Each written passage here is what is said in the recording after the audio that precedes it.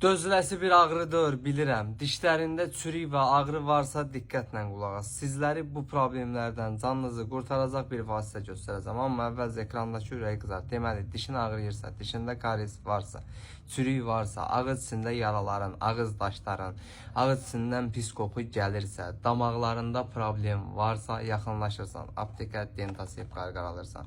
Bu qarqaradan istifadə edildiyi zaman ağrıdır, diş karesidir, diş damaqlarında olan xəstəlikdir. Eləcə də ağız içi yaraları və ağızdan gələn pis qoxuya tamamilə son qoyur. İstifadəsi 6 yaşından başlayaraq mümkündür.